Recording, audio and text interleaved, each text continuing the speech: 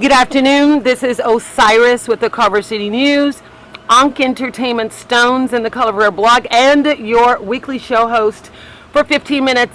Guess what, peeps? We are out at the farm. That's right. The Texas girl is out in her element. We are out at the Vital Zuman Ranch with the owner, Mr. Alan G. Cunningham. And I tell you, this place has quite some history. It was 1954 that it was founded by George and Alice Cunningham.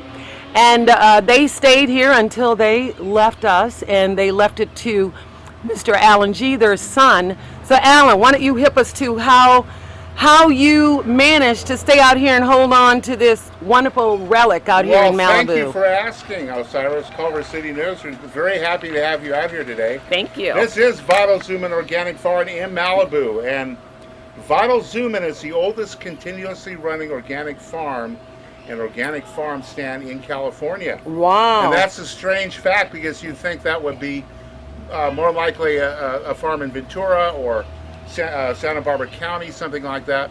We've been here since 1954, and this was a family hobby for many, many years, and that's how it all began. Mm-hmm. Half of this property, this is a 6.2 acre organic growing site. Half of this property is heavily sloped, and so we needed to plant something, trees, plant something on the slopes to hold it during the rainy season. Mm-hmm. So we thought, as long as we're going to be planting trees, we may as well plant fruit trees. So we started planting trees. Eventually, we by a process of natural selection, we started growing more fig trees and mulberry trees. So now it's mostly a mulberry and fig tree expression, so to speak. Now, fig and mulberry, I know that fig has certain kind of medicinal properties as well as mulberry. Can you break that down a little bit for our audience? Yeah, figs are higher in calcium per ounce than milk. Wow. And that's another unique fact. Also higher in potassium per ounce than bananas. And it's almost to talk about a piece of fruit like a fig or mulberry, it almost sounds kind of silly. But these are very important things, very important realities for our health and for our understanding of what grows naturally, what's good to eat, where to find it, that sort of thing. Figs also have latex in them. It's a natural alkaline latex. The entire fig is alkaline. Wow. So because of that fact, it's very healthy for you. We have the phone ringing for figs. Coming for figs. And it's very healthy. And it's very healthy for you. And so the alkalinity of the fig is very important. The fig exclusively has a history, for example, through the subcontinent Indian tradition. Really? What tribe of Indians may we ask? No. So the Asian Indians. Oh, okay. Okay, got that. Because it is an old world fruit. Okay. But through the Hindu tradition, it's known as the perfect food for human beings. It's considered by the yogis the ideal food of the gods and the goddesses. Food of the gods and the goddesses. So now, the other thing that I found out in doing some research is that you started with strawberries and figs, I believe that it said, and then it turned into some educational classes where you teach people how to cultivate, how to identify different things. Can you rap and talk to us a little bit about that? Boy, I sure will. The case with so many farms, most farms, whether they're organic or not, is they're food growing sites, and they're pretty self-contained. They grow food, and they will have a farm box program, or they will truck the food into a city and do farmers markets, and they don't really have people, the public, on the farm property. Right. We're just the opposite. We're kind of a groundbreaking expression. Half of what we do is social connection with a local community. Well, how? Well, from my point of view, it's just important to get people to an organic farm in their local area to start that culture of seeking local organic fruit in their area. For example, the prime example today will be the gathering that we're having today. We have an educational and performance gathering of young people, give young people the opportunity to get up in front of audience and get some performance experience. Primarily, from my point of view, it's a matter of getting people here at all costs, under any pretext, to come to an organic farm, meet the farmers, see the growing soil, see the food that's growing, and see what that's all about. Now, how many acres is this out here? It's This six. is 6.2 acres. Okay, and about half of it is organic fruit trees. The other half is seasonal vegetables, and we have 40 beehives here. We've been doing honey cultivation here continuously for about the last 15 years, and before that, I did it as a child for a few years back in the 60s. Now, I know bees are, I think one of the actors was talking about bees. She's a big supporter of bees. And I know that bees are kind of having some problems right now.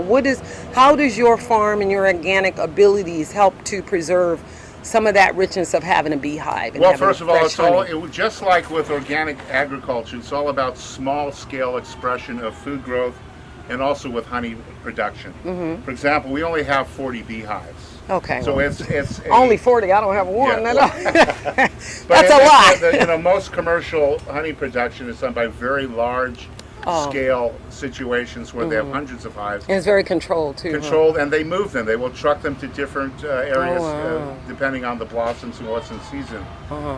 It's a matter of small scale. Same thing with growing food. You might grow a patch of mixed greens, for example, that is 100 feet long and maybe 4 feet wide. And then you may have another 1 or 2 of those on the property somewhere else. Right. You don't put everything together, and it's an integrated environment. It's very healthy. We have because of that fact, we have very few pest problems here. Really? I would think it's the opposite. Why is that? Because of the way you cultivate and how it's There's laid out? There's a couple of things. Because we've been growing food in this location so long, we have attracted the predator community, so to speak. So there's a lot of natural predators. Like what? What are those natural predators? Would be like mountain lions? Yeah, you name it. Not mountain lions, but I wouldn't be surprised if we have had mountain lions on the property. Like what would be ladybugs? Bobcats. Oh, wow. Weasels we have here. Weasels? Do they come out during the day when people are here? Or? Very briefly during the day you'll see them. Oh my gosh. If you see they're actually ferrets. So if you see a ferret during the day, they want you to see them because they're very stealthy. So they're showing themselves. Probably the best predators for what we deal with are the hawks and the owls at night. Okay. And the owls at night, is there a lot of that? I hear the crows crowing. Is that them gawking? But anyway, so what do they coexist here? Does everything kind of work in harmony, or exactly. Is there some kind of problem, or basically everybody's kind of getting along, huh? Yeah. Wow. And so how do the bobcats, they're the bigger of the predator, how do they fit in? Do they eat the ferrets? They eat rabbits. They eat rabbits and they eat squirrels. Whoa. So they don't eat ferrets? They were, it wouldn't be probably top on their list to eat, but if they caught one and they're hungry, they'd probably eat it. Sure. Mm-hmm. So what else goes on out here with I know that you have special classes that, as I said, that you teach, and you teach children how to do certain things. I know that there are techniques in horticulture and different organic farming, and how does that fit in with their school? Does that assist them in their curriculum with a normal school thing, or does, it probably gives them an extended understanding of nature and life? Boy, that's a good question. I've done field trips here for about 15 years, and probably, well, we calculated earlier, there's over 500 field trips here the last 15 years. It's really a different expression, a different kind of connection for kids in their academics. Although we do make it partial academic so they can understand it better, if they are academically inclined. But there is a magic and there is a viability of just getting on the organic farm, seeing what's growing, seeing the dirt, feeling the texture of the dirt, that kind of thing. It's really, and this is why there hasn't been a big crossover from academics to local farms. It's a different world. It is, you really but you would think they could coexist, though. Yeah, they absolutely can coexist. There is intermittent connection with local farms, and then there are those people like interns and farmers that will make a commitment to be there long term and to grow food. And to make that long term commitment to grow food is something that is tough for most people. Wow, what you would think with an economy that people would get more back into natural farming and doing things like that, huh? What kind of way would a student that, just say somebody wanted to go into agriculture and green, you know, they want to do green things, things that enhance the earth's productivity, things like that. What would your farm offer that kind of person as a part of their educational experience? They could come here and do some volunteer, and they would get experience, hands-on. It's a matter of showing up and being ready to plant, you know, weed harvest, whatever it is, mulch and orchard. And then also we offer organic seeds, we offer organic starters. Many people come here to get starters and compost for their backyard beds and their pots that they keep in their house. Okay. And so now, can we take a walk around? Can you show me some of the stuff here? I can, yeah. Okay, so I'm going to cut this off, and then I'm going to pick it back up. We're going to walk around a bit, okay?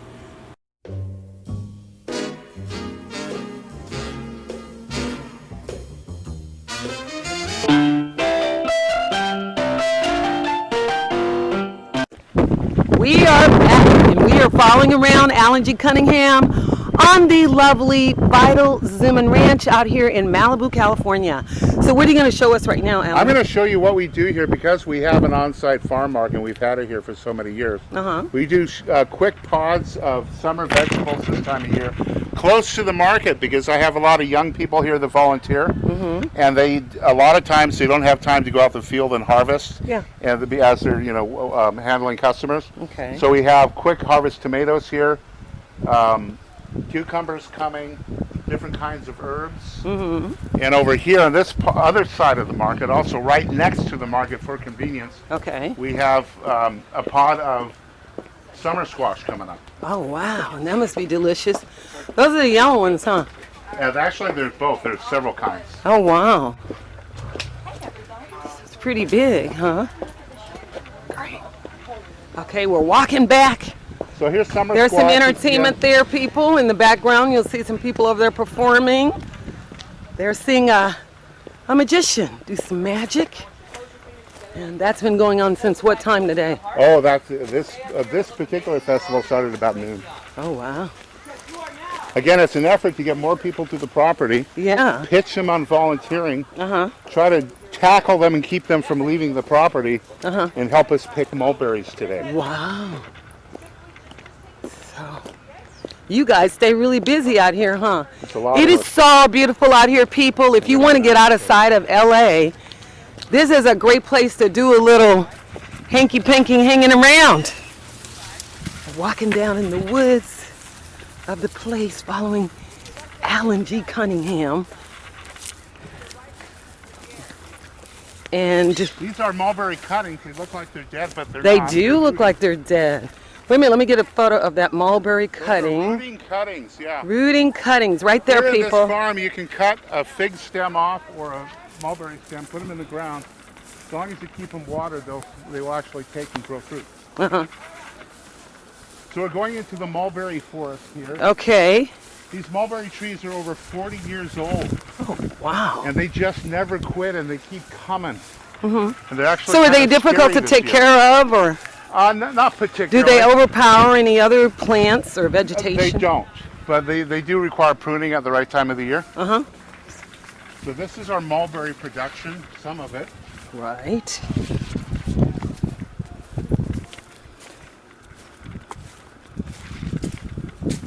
And here's a ripe mulberry for you. Aw, look at there. Did they have worms or something on them? No. Okay, people, so you can eat them? Yeah, those are little stems. There's actually a tunnel. I grew up with all these. Yeah. Actually, a tunnel that goes through here. The tree goes up about 20 feet. And this is the one they're coming in heavy this year, and they're coming in one at a time. Oh, wow. And so what is this back here, this place, this house? This is my house. Oh, wow, you live on the property? Yeah. This tree is also the same variety as this. You see the green berries. Where? It's about a month behind the other one. Okay. That's the way things behave on this property. It's unpredictable. You can have two of the same kind of trees. It's a perfect example. Right next to each other, one is coming in about a whole month before the other one. Right. There's some more for you, Osiris. Oh, jeez. Whoa, there we are. And they are delicious, let me tell you. The thing about mulberries, you can't avoid getting stained. I know. Your hands will be They're red. like beets. Right. You can tell when Oh, and they're somebody's picking sweet. mulberries. Oh, they are delicious. These are more mulberry trees. Now, how do you clean mulberries? And do you have to clean them to get rid of worms or No, there's no worms in them. parasites or? No. A few different kinds of fig. That's another mulberry tree, a different variety, who's already had its crop for this What's year. the variety called? That is called a dwarf mulberry. The variety that you just ate is called a Persian mulberry. Oh, wow, okay. More mulberry trees down there. Okay, Those are white mulberries. They have a large white berry, okay. and it's not time for them to come in yet. They're also going to be lagging back a little.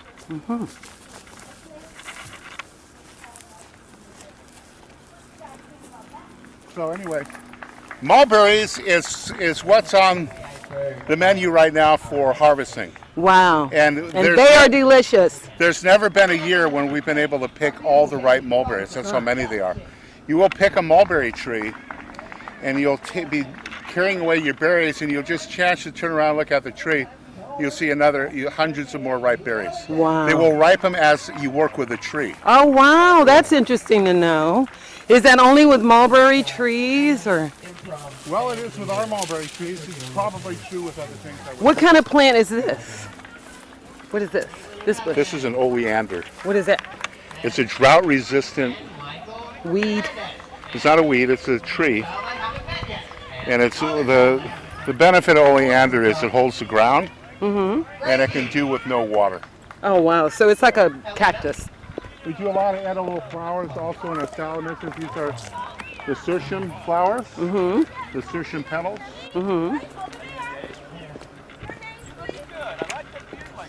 Artists who will remain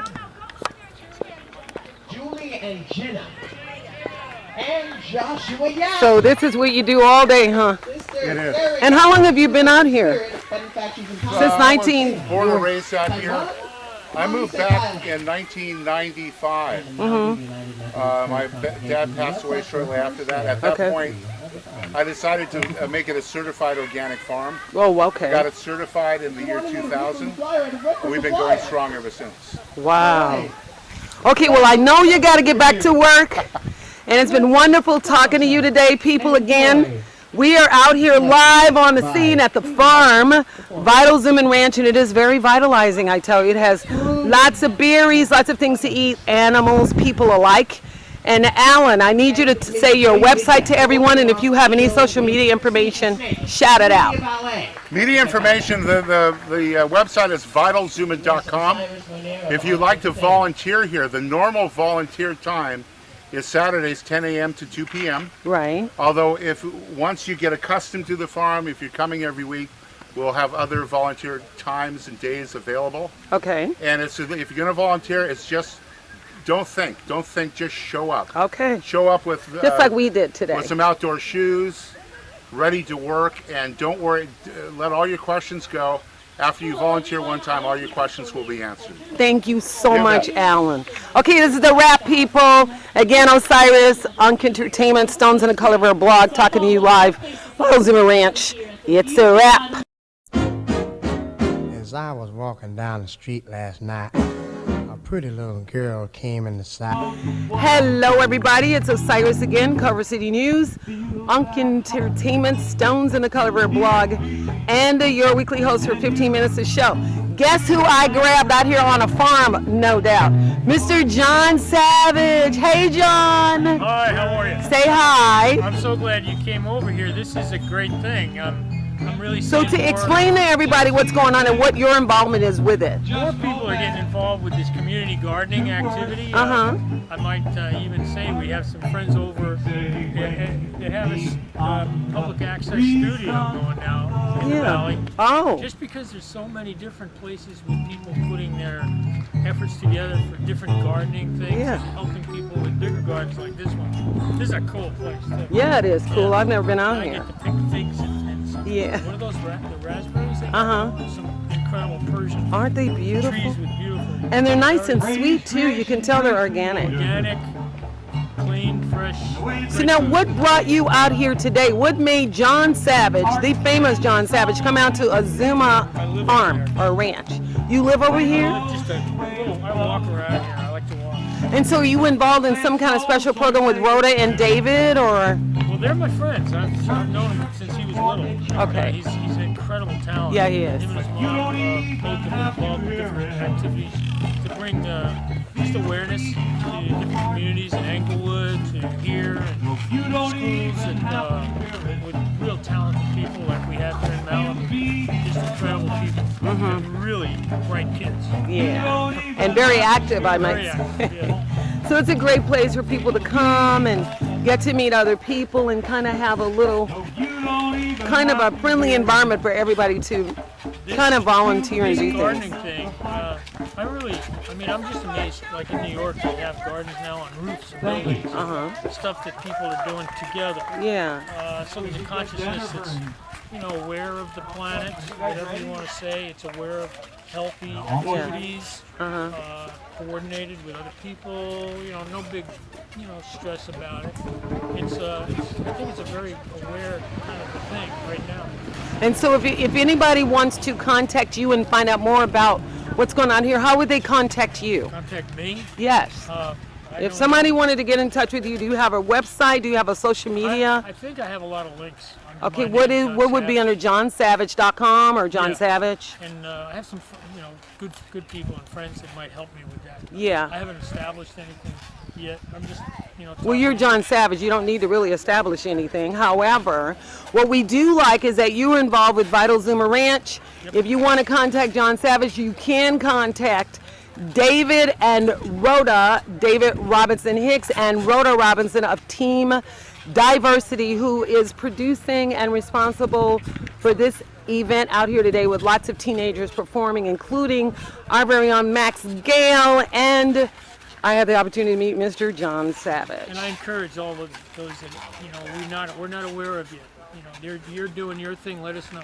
Okay, no worries. Thank you, John. Thank you. Bye.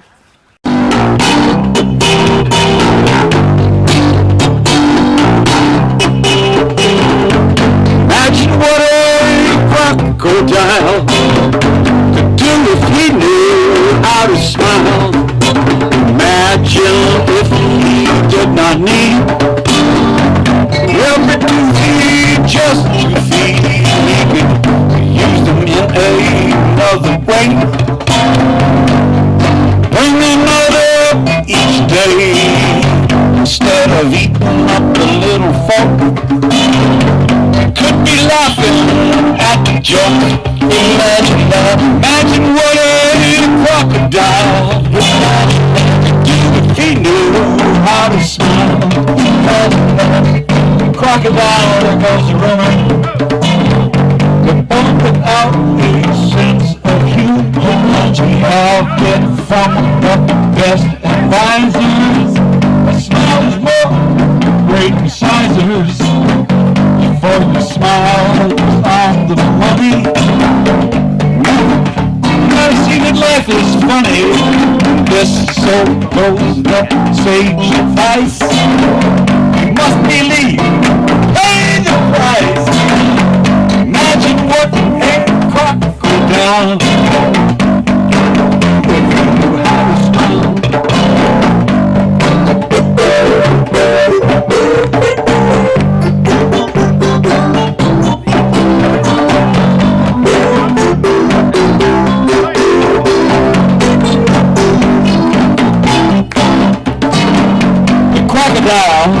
I must say, has not been known to laugh or play or pay a friend a compliment. Share a simple sentiment, but in my mind, all I can see a crocodile smile at me, just to make me further thinking. Slip me just the slightest wink. Watch him wallow in the sun. I believe having fun. Imagine what it may go down. Someday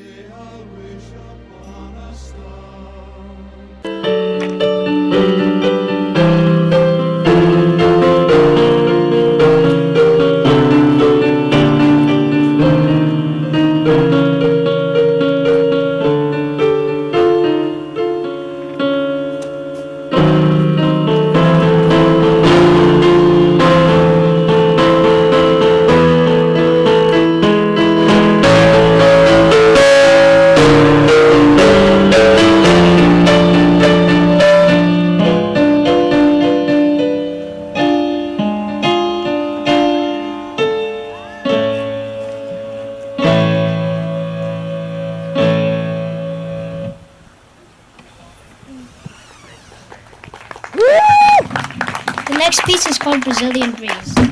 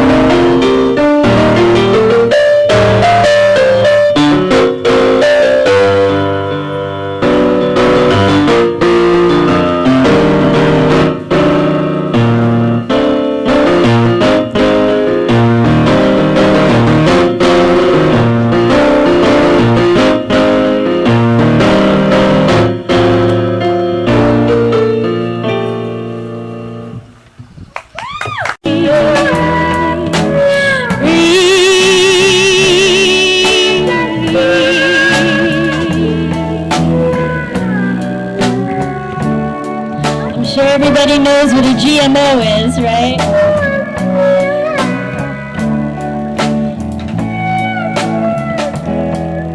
I don't want to get too negative or harp on the negative at all, but I'm going to sing a song about Monsanto right now.